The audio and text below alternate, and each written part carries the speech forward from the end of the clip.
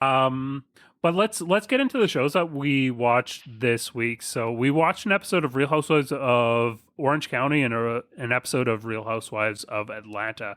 I'm gonna just say let's jump into Real Housewives of Orange County to get things started. Dad, we'll start with you. What were your first impressions of this cast of character? Uh, Confusion, really. That's probably where I would start with is not having watched any episodes prior to when you sent the two that we should have a look at. I have no idea what was going on, and it just trying to sort through the personalities, I guess. With the first, I think the opening of that one, it started with a crotch shot of one of the stars. And I figured, well, what the hell is this all about? Oh yeah, when they were wrestling. When they're wrestling, right? Yeah. In the card, I said, okay, am I supposed to remember, where that one's going? I have no idea. Well, I told you to make note of memorable moments. So, well, that kicked it off, I suppose, in terms of looking at that, and just trying to, and in both of them, in Orange County and in Atlanta, is just knowing who's who.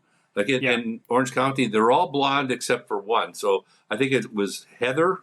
Yeah, was the only brunette in that. So she was easy to kind of focus in upon, and she was kind of I don't know whether you'd call it an agitator or whatever you'd want to call it, but she was kind of a focal point of tension between some of them. Yeah. So what did you think about the conflicts that you saw with Heather? I don't have an opinion. I mean, I just really you'd look at. There's no way you could deduce from that who's right, who's wrong, who's justified, who's not, and all of that. It's just very difficult to decipher. I mean, if you take off your trying to find all the context emotionally, were there anyone in particular that you found, or did you side with anyone in any of these conflicts? Because she had a notable conflict with Gina, I think, is one of the big ones that we saw. We also saw the resurgence of a conflict that she had with Taylor, and she was also starting shit with Tamara and Shannon. Were there any of these conflicts during this isolated read that you had on this that you thought that maybe she was in the right, or was she broadly in the wrong?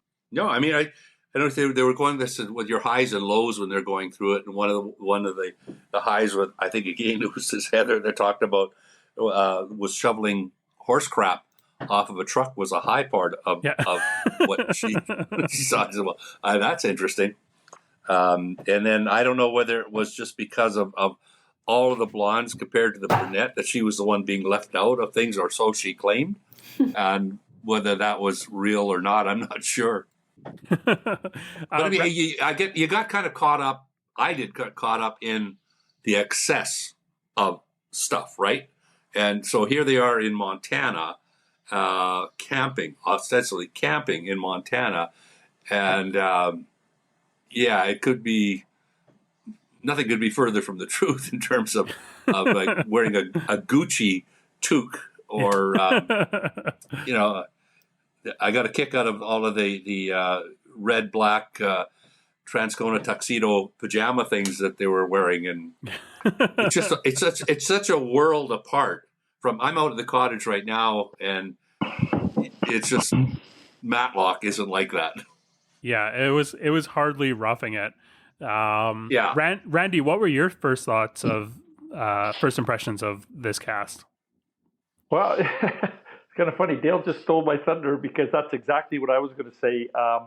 I couldn't tell any of the girls apart, and even to where they would have a still shot, or they'd go to a one-on-one little interview with the girl.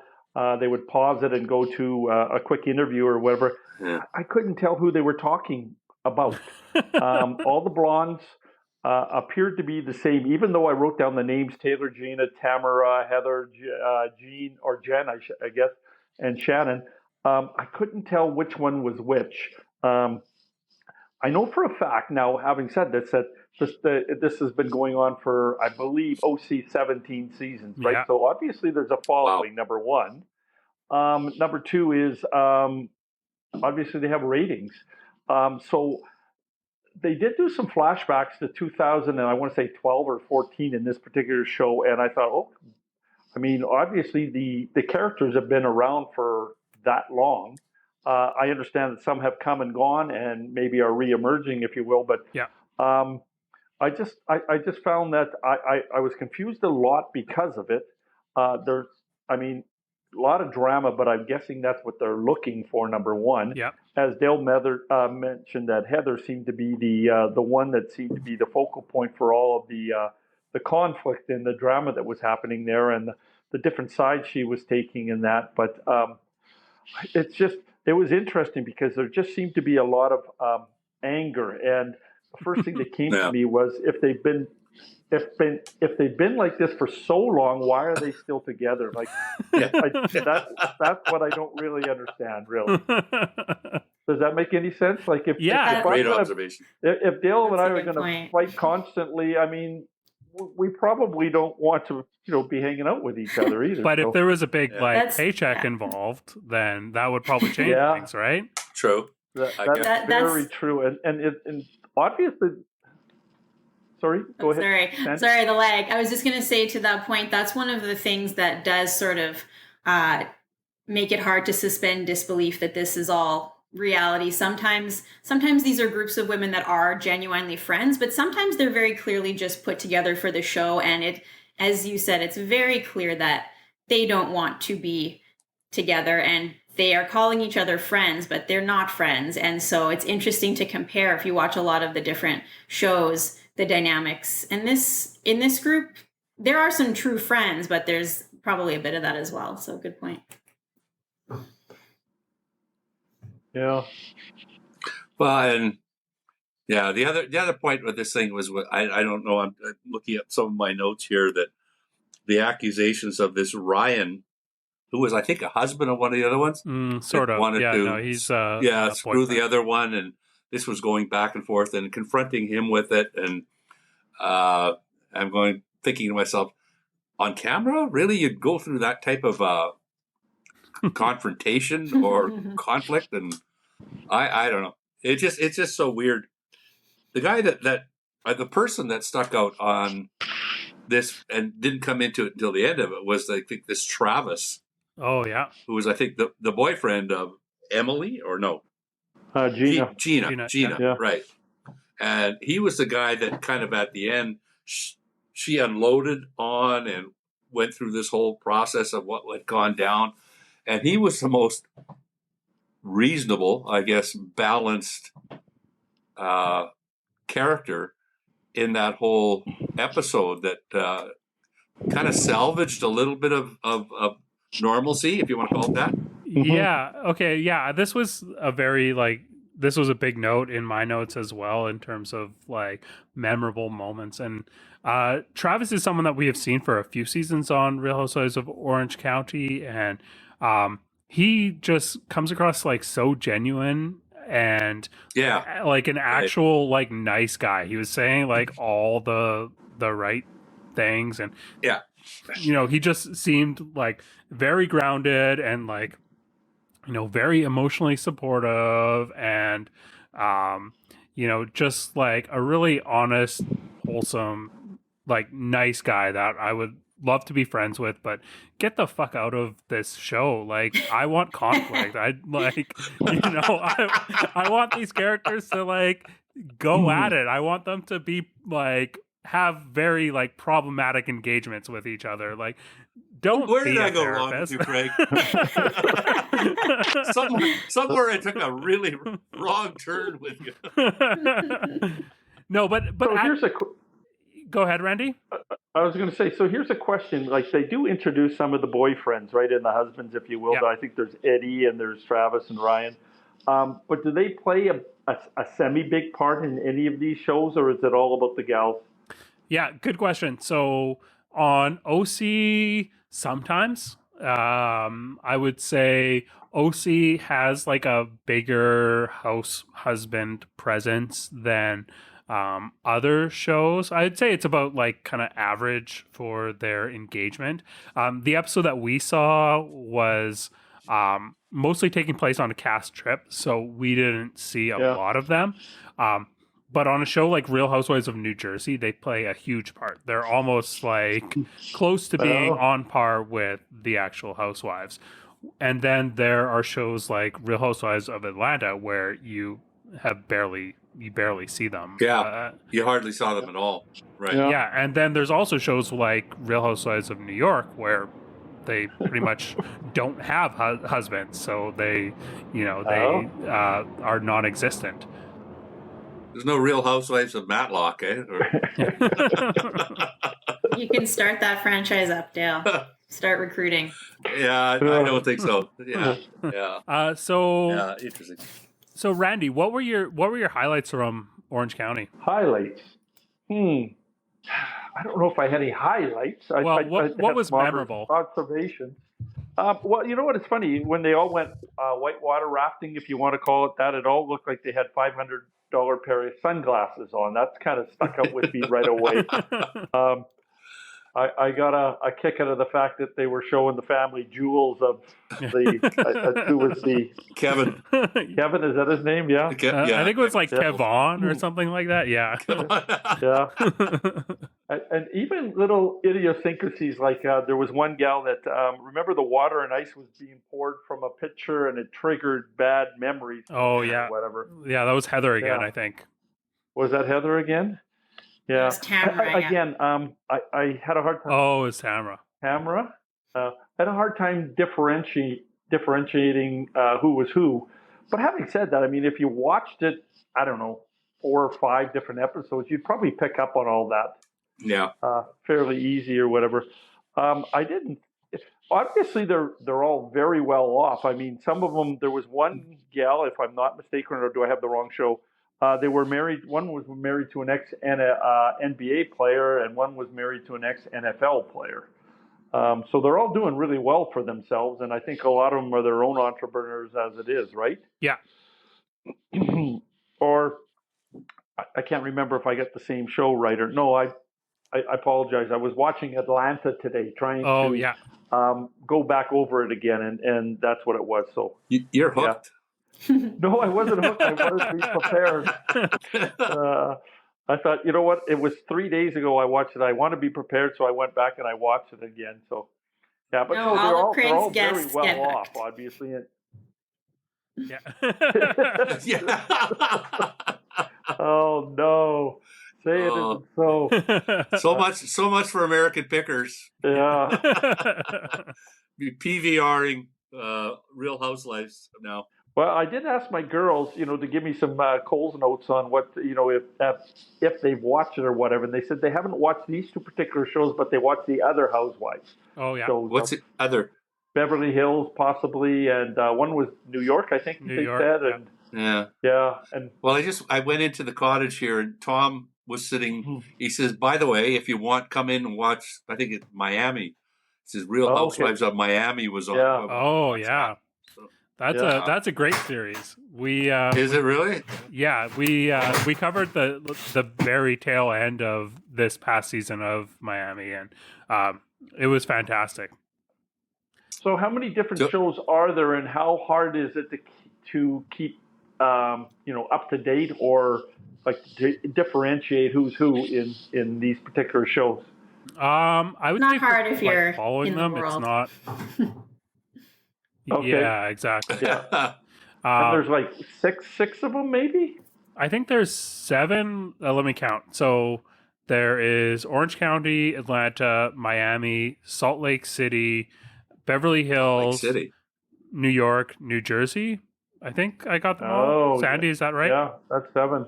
Oh, no, Dubai. Sorry. Dubai is the other one. Dubai. Oh, jeez.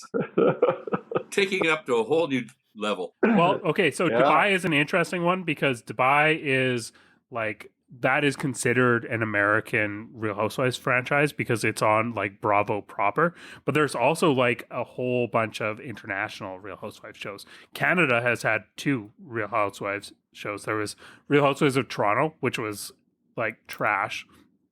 Don't watch it. And then there was Real Housewives of Vancouver, which came first, which was fantastic. Do go and watch it because it's amazing.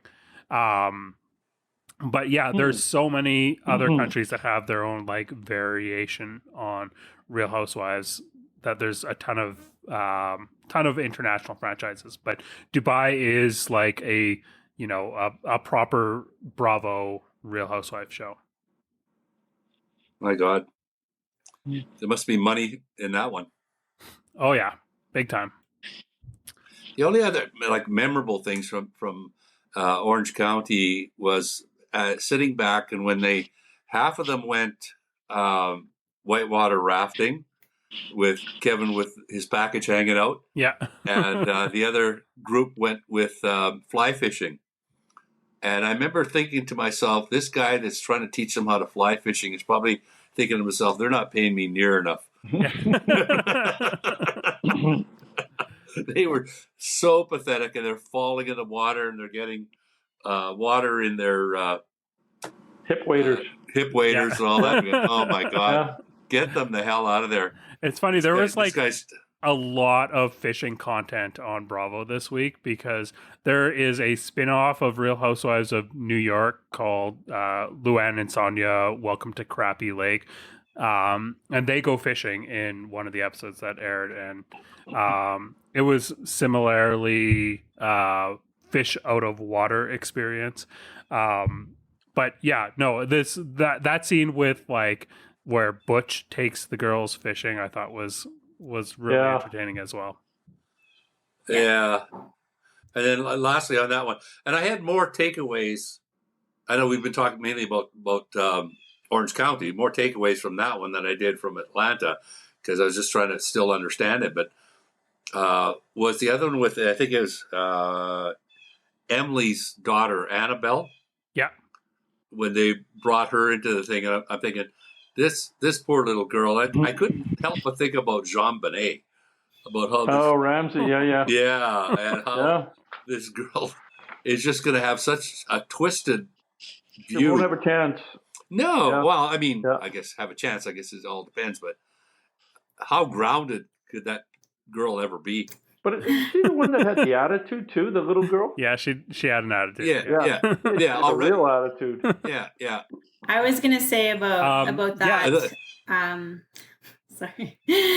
I think that's simply Emily having no storyline this season, and I don't have any interest in seeing the child do her fake modeling career. I'm not too worried. I don't think it'll go very far. It was interesting to get that like forced upon us. I think, like you said, this is not very interesting to me as a viewer. And, I feel like whenever we see Shane, who is Emily's partner, on screen, he comes across as like such a dick, and he's like so sarcastic. And I feel like he's like one of these people that just, it doesn't translate. And I think that her daughter, Annabelle, like has that exact same like sense of humor and delivery. So I feel like she's trying to be funny when she's coming across this way. And it runs kind of in the family that it doesn't land. It lands more like being an asshole. But yeah, that whole scene was really like a big nothing burger for me. Sandy, I want to move on to your highlights. What were your highlights from Orange County? Yeah. So totally random, tiny one. Gina was making a lot of peanut butter sandwiches, and I was just wondering what school is still allowing those anywhere, unless it was some sort of other product that was no nuts at all. Anyway, I think that I was interested in the Heather saga with Gina, and I was interested in your take on that, Craig, too, because last week we were talking about Heather being strategic and trying to get in with Gina by giving her this advice and giving her a shoulder to cry on. And then we see that kind of not panning out for Heather in this episode because Gina's really really upset and feels like Heather hasn't followed through with any support after she told her she could not speak to her partner about these issues she was having. And then, of course, Heather also was playing the side of feeling really left out of Tamra and Shannon getting their friendship back together, as if she had always had a really good relationship with both Tamra and Shannon, when that is a total rewrite of history, because she treated Shannon like a pariah for the early years of this season. She called her crazy, needing to go to a mental home, kicked her out of her house, etc., etc. So that's kind of interesting too. So I'd also like your take on those little things that Heather's trying to do. Yeah. While I was watching this, I was like, did I give Heather too much credit last week? Because, yeah, I was like, oh, she's being really strategic here when she's trying to align herself with Gina and kind of getting in. I still do think that, you know, she was trying to think strategically, but she was so messy this episode. She was like very unclean in her execution of anything that she was like doing or trying to do, and it was really confusing. It was almost like watching like a kamikaze pilot go and like just really burn everything down, because that scene that Dad and Randy brought up, where they're doing the peach in the pit, like there's no reason for her to do this, and it does not track at all with, you know, the approach that she was having.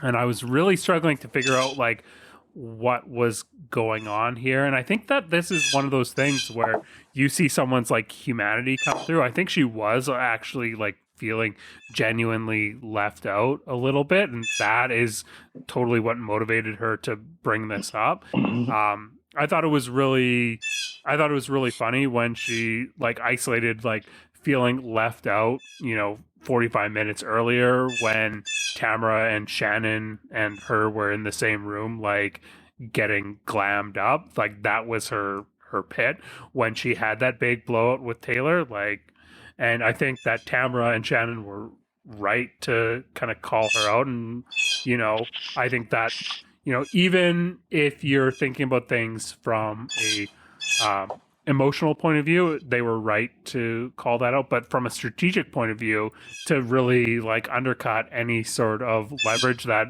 Heather could try to cultivate from using that information or that like circumstance as being a a situation where she was done wrong by socially, in order to like be able to cash that in the future, being like, oh yeah, well, Shannon, you know, you and Tamra left me out of this situation, so, you know, to prove your loyalty, you should, you know, do this. That's kind of like the subtext of how you might use that information strategically. You wouldn't come out and say that in those words, but those are the types of conversations that you would have, and that's how you would kind of use that as a housewife. But I think that Tamra and Shannon just like immediately calling that out and being like, no, that's bullshit. Like, we let you in. We were fine. Why are you bringing this up when you had this big fight with Taylor where you told her to fuck off? Like, how is us like somehow excluding you when we actually didn't? How is that your pit? I think that they were right to turn that on its head. And I think it was like, I think we're watching the drowning of Heather Dubrow. I think we're seeing her like having completely misplayed this season. This is the repercussions of last week, when we see her kind of turn Gina in as being like a shit stirrer when she really wasn't. She was trying to like build a relationship. I think we're just seeing her misreads catch up with her, and her really drowning socially in this. But yeah, I could be like wrong on that. Sandy, what were your takes on that? No, I think that makes sense. It was pretty chaotic, like you said, and it seems like I think drowning is the right word, because it seems like she was just kind of grasping at whatever she might be able to grab onto as she sunk in the river with her hip waders, kind of thing. So yeah, so we'll see, but we know she doesn't come back, so it's interesting to watch with that knowledge. Yeah, is that confirmed? So I do have a question then. Just listening to what you both are saying, you're talking about Heather being strategizing, manipulative.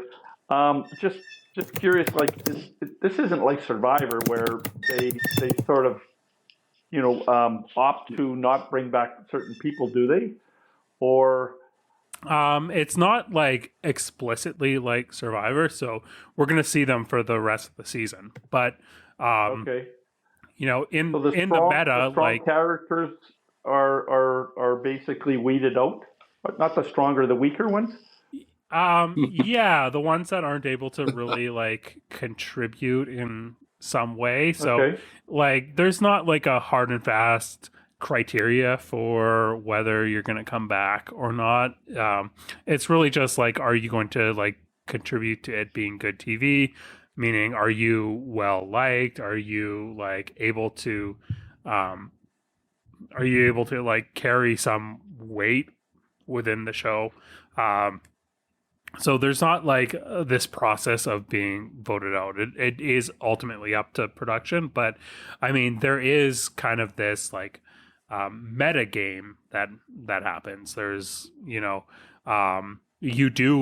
are trying to secure a spot for next season. You are trying to like bring something to the table, and so that's like a very valid like gamey situation that happens.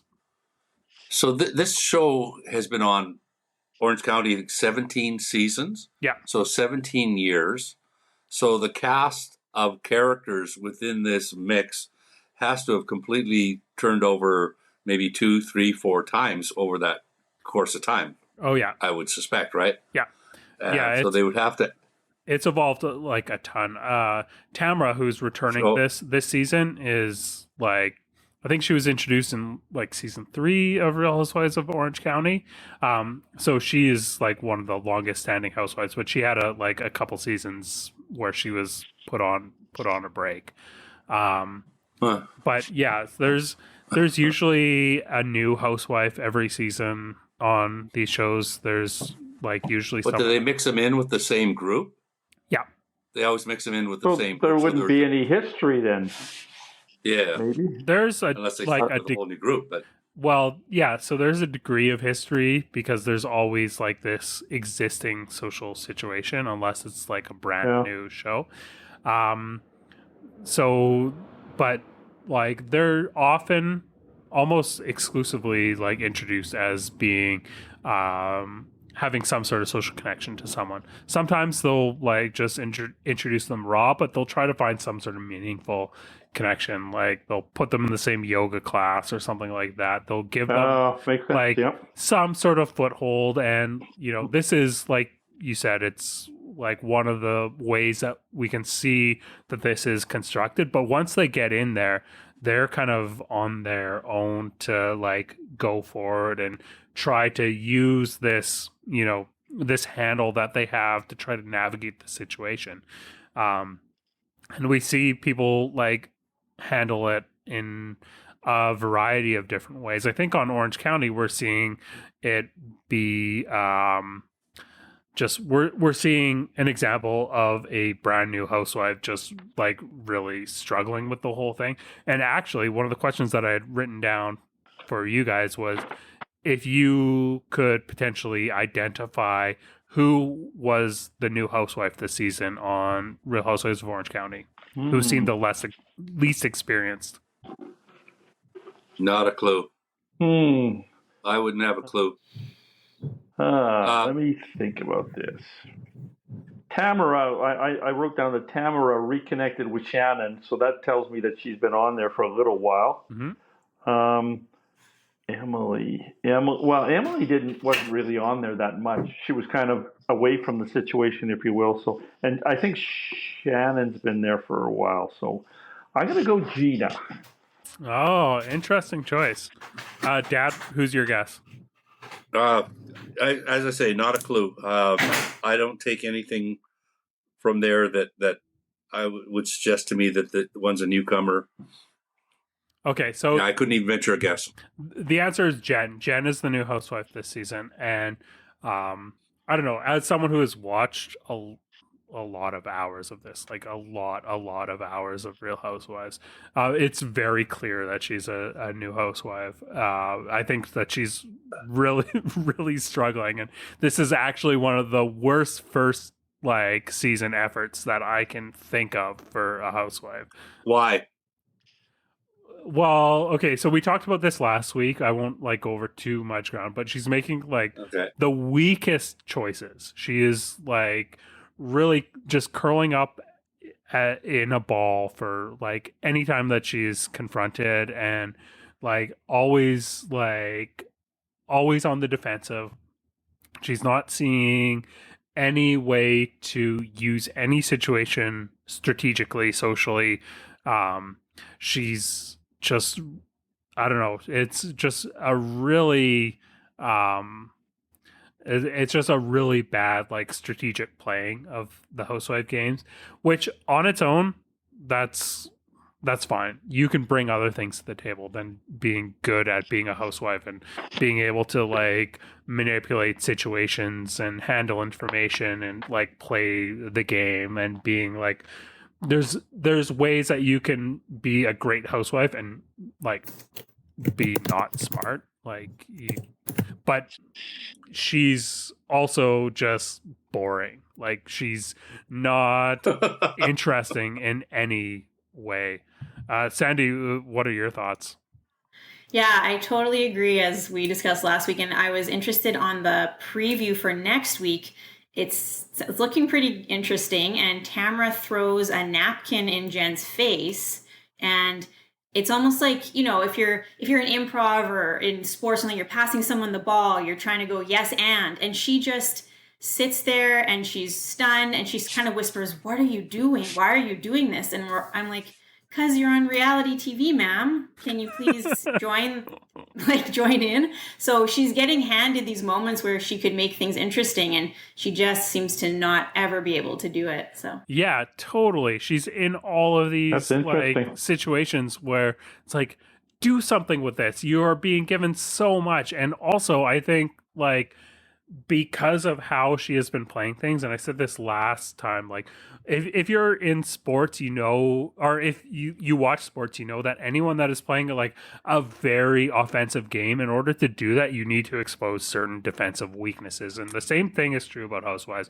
If you're going to play a very offensive Real Housewives game, you are going to expose yourself to various like defensive weaknesses. And Jen is like not capitalizing on these moments where these girls are making them vulnerable to like her potentially using this information in these situations socially.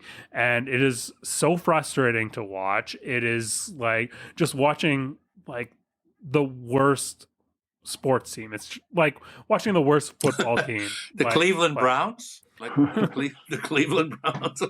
Yeah, the problem, but the thing is with like the Cleveland Browns or like the Bombers when they were terrible, or like the Blue Jays when they were terrible, all these like teams that I have watched, they give you glimmers of hope. And at the very least, they would show you moments that were somewhat inspiring, and like you could kind of root for them. But like Jen is not doing that. She's not giving any of that, and it's like, why are you here if I'm just gonna watch you fumble all day? Like I am so over her. I'm curious what comes the rest of the season, and it's really lucky that I think that we're otherwise getting a lot of really interesting gameplay, because gameplay is a big part of what I like about Real Housewives, watching this dynamic. And I think that we're seeing some really interesting dynamic shifts, especially with how Heather's playing and the reintroduction of Tamra. And I think Gina is doing really interesting things this season. I think all of that is like giving a really like interesting like flavor to the season. Oh, and Taylor as a friend of, I think, is doing really interesting things. So I mean, I think that those women are really carrying this season, and it's at least interesting to watch. But having someone like Jen on, that's not what Orange County needs at all, in my opinion. So is there a Susan Lucci of this group that's been there forever, like a constant through all this? Like, do you know who Susan Lucci was? No, enlighten us. I think Days it of was Our Lives. Days of Our Lives, soap opera. She was Okay. kind of on there 25 years or something like that, and she played the same character, which was kind of unheard of in terms of longevity on a show. And I think So, I think her claim to fame also was whatever the soap opera digest Emmys are, whatever you would call them. Daytime Emmy. She was nominated for Best Actress like 22 years in a row and never won. Yeah. Oh, Yeah. okay. Is that her character name? Because I was looking this up for some reason. Erica Kane was her. That's right. Yeah. Yeah. But yeah, Susan Lucci was legendary in that genre of television. So, and we're thinking about 17 seasons that this has been on, and there would be massive turnover. Has there been somebody that's been there right from the start that's been the glue? So I would say like Tamara is the oldest housewife on here. I think we're going to see in a couple weeks, we're going to see Vicky Gunvalson return, who is like the OG. That's like, she has been on there since season 1 of Orange County, which is the oldest franchise. And like, you know, she's been a star. She should never have been. That's the oldest one? Vicky Gunvalson, yeah. We didn't see her on this episode. She's not a full-time housewife on this, and we haven't seen her in a couple of years. Orange County is the oldest one that's been all the. Okay. Yeah, and so I would say like maybe her. You know, no housewife has won an Emmy, but they probably should have. But yeah, I would guess that Vicky is probably the kind of analog that you would look for. But there's a lot of iconic housewives, like Teresa Giudice, I think, is someone that is, you know, immediately identifiable. If you think of a housewife, she probably comes to mind as number 1 or number 2. So there's probably lots of people that could, you know, fit that criteria. So then with Sandy and with Craig, then, because you follow this and you're, you know, obviously really like it, would you have gone back and watched from season 1 and watched every episode? No, I haven't, but I would like to, but I have not yet had that wealth of time to do that. Why is that, Greg? Yeah, parenting is hard, but also like keeping up with the like current, like there's a lot of shows that come out on Bravo that are, you know, like staying up to date with all this stuff. And, you know, I think one thing that is kind of underrated about the like following this is kind of engaging in the like the meta conversation and like experiencing it in real time with everyone else. There's so much that happens that isn't captured in these episodes that like is kind of fun, like watching these conversations happen about how like people are playing the game. And, you know, it's interesting. So there was this scandal. I don't know, have either of you guys heard of Scandival, Dad or Randy? No. Okay, so have you heard of the show Vanderpump Rules? Yes. Heard of it. No idea what it's about. Okay, so it's a show on Bravo. It's actually a spinoff of Real Housewives of Beverly Hills. Fantastic show. One of the best shows ever on television. But anyways, there was this character that's been on there since the beginning. It's in season 10 that just finished airing.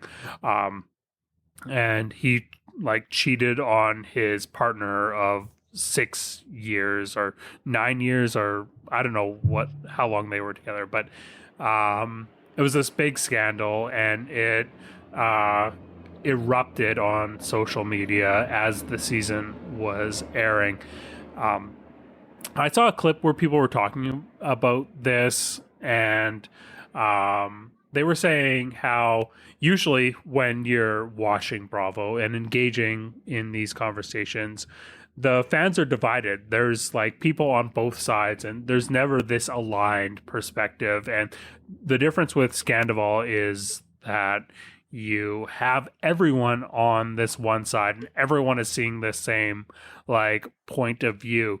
And the way that they were talking about this made it seem like that was like a fun thing, like that added like something to the experience. But I personally feel like that took away from the experience, because I think when you're engaging in these conversations, like that creates a dialogue where you have to, in order to engage in a meaningful way, you need to put yourself in someone else's shoes and like try to see their perspective. Like, even if you're not just trying to like empathize with them, but if you're trying to like completely destroy their point of view, you need to do that if you want to do that effectively. Like, if you want to tell someone why they're wrong, you need to like see where they're coming from in order to completely deconstruct it and decimate that point of view. And so having that, like having to go through the process of like putting yourself in someone's shoes and having like people coming from like that's not something that you get with a character that's written in order to forward a plot, or in order to like empathize a theme. It's so much more nuanced. So Dale, you had a question, but I have one after you. Well, I don't want to turn the tables on you. You're asking the questions of us, of our observations. No, go for it. Yeah. The curiosity I have is, what do these people make? Like, do you know what they earn as being characters on these shows, or how is this lucrative? I would suspect it is, but yeah. I mean, I think I remember reading a few years ago where the highest paid housewife was like $1 million, or it was like between $1 and $2 million is what the highest paid housewife was per season. So like, yeah, that's good money. I think like, it's not chump change. Yeah, no, most of the housewives are making less than that, but that's really good money. Yeah, it's just curiosity. Go ahead, Randy. Well, you were talking about Scandival, and there was one of the guys who cheated, right? They've been married for 6 years or whatever. Now, how do I say this? Is this part of the show, or real life, or are they one and the same? Yeah, it's one and the same. So we saw this all come to light after the season had wrapped. Like, they stopped filming, and the show was airing. It was like episode 4. I think it was like right before episode 4 of the season had aired when this all broke, and it all came to light. And so that immediately changed how people were viewing this show. Like, people started viewing this as a like, they were looking for clues. They were reading into this like storyline that hadn't necessarily been like captured in the initial edit of things. I mean, I guess that's debatable, but it immediately just changed how people were watching it, because they knew that there was this bombshell that was brewing underneath it all, and production like spun back up in order to catch like the fallout, because they'd already stopped rolling, and they wanted to like start back up again and like catch what was happening. So we got an extra episode at the end where they like caught the fallout of this, and then all these shows have reunions where everyone like gets together after things have wrapped, and they like, you know, air out all their grievances after the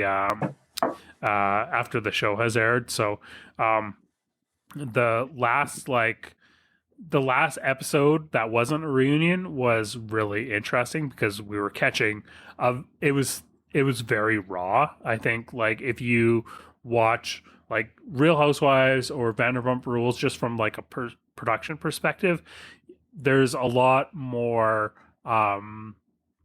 the setups of production are a lot more elaborate. Like there's better like lighting and camera angles and stuff like that.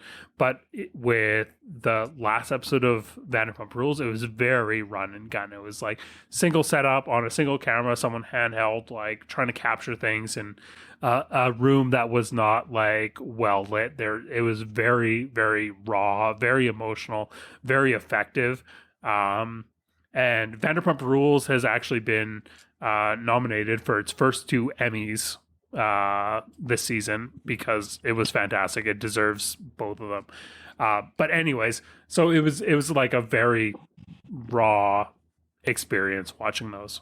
Do either of you guys have any final thoughts on Real Housewives of Orange County before we move on to Atlanta? The only other comment. Sorry, go ahead. I was just going to say, I know a girl who would fit in perfectly with that, but other than that, no. Okay, now you got my curiosity, but I'll save that for another time.